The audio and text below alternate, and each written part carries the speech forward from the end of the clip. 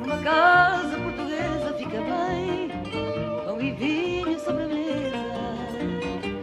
E se à porta humildemente bate alguém, senta-se à mesa com a gente. Ah oui, évidemment, quand vous entendez une chanson comme ça, vous dites tiens, on va pas à Jakarta. Vous avez raison, on va au Portugal pour découvrir un nouveau musée qui vient d'ouvrir ses portes dans la ville de Sintra, c'est ça? Sintra. Sintra. Voilà, Sintra. Alors, quand vous vous rendez à Sintra, c'est à 30 km de Lisbonne à peu près, vous vous rendez naturellement sur une terre de légende. D'ailleurs, l'UNESCO dit que c'est la parfaite harmonie entre la nature et le patrimoine, à tel point qu'ils l'ont classé en 1995 au patrimoine culturel de l'humanité.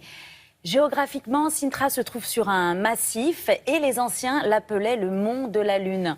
Le mont de la Lune, et d'ailleurs, ils y faisaient des rites sacrés, parce qu'ils pensaient que les montagnes de Sintra étaient magiques, tout simplement. Ça, c'est du point de vue géographique. Du point de vue des populations, eh bien, Sintra a vu à peu près tout le monde passer dans la ville. Hein. Les musulmans, les Wisigoths, les Romains, les Celtes, les musulmans. Et ils ont laissé derrière eux des traces incroyables. Ils se sont amusés, hein, point de vue architectural. Il y a des choses plutôt étonnantes. Et tout ça fait que Sintra, c'est vraiment devenu une terre de mythes et de légendes. Et donc, effectivement, William, vous l'avez dit, il y a un musée qui s'est ouvert et qui rassemble un petit peu tous ces mythes et légendes de cette ville. Et Sintra, c'est la terre de l'ésotérisme et du mysticisme que je vous propose de découvrir. Ah oui, oui, oui. On dit qu'il y a plein de petits bonshommes dans la forêt quand on se balade là-bas. Si, je vous jure. Et vous savez qu'on trouve encore des vestiges de gens qui continuent dans la forêt à faire des petits rituels mystiques. Voilà. Donc je vous propose d'aller faire... Ça, hein? Ouais, ça m'a plu. Non, mais je vous propose de découvrir ou de redécouvrir la ville et vous allez voir, on a de très belles images de Sintra.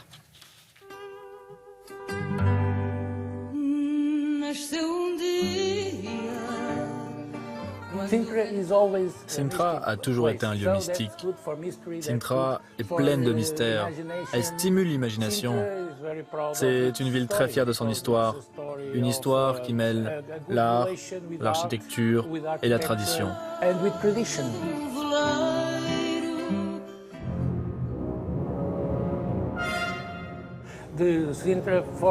La forêt de Sintra est très dense, très noire la nuit.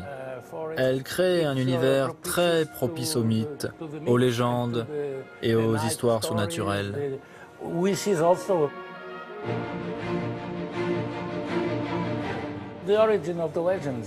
y a plusieurs origines à ces légendes. Certaines légendes sont transmises de père en fils, et d'autres viennent de la littérature.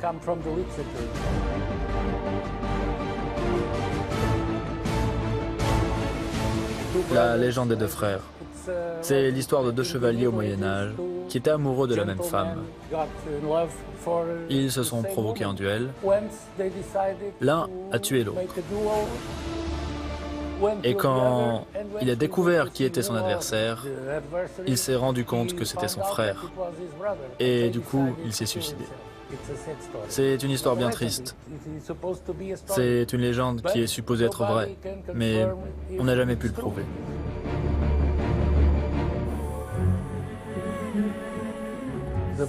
L'histoire légendaire des oiseaux, c'est une histoire vraie. Elle est d'ailleurs très connue. Le roi a été surpris en train d'embrasser une femme. Et toutes ses maîtresses ont commencé à cancaner. Pour les punir, il a demandé à ce qu'on les peigne, représentés par des pies, signifiant ainsi qu'elle parlait beaucoup trop de ce qu'elle n'avait pas vu.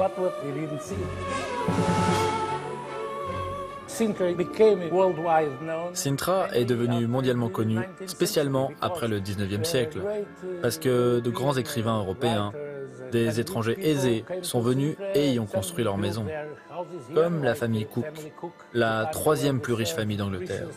Ils ont fait bâtir le palais de Montserrat, inspiré du Taj Mahal. Le roi Ferdinand II était allemand. Il a fait édifier le palais des Pénats, qui est un monument très célèbre de l'ère romantique. Des écrivains comme Lord Byron ont qualifié Sintra de paradis sur terre.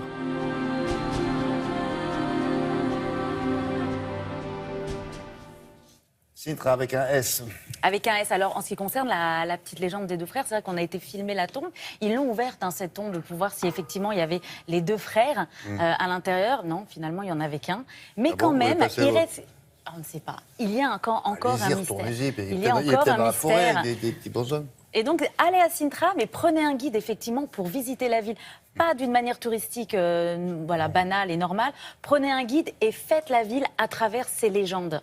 Là, ça rend le truc beaucoup plus intéressant. Merci.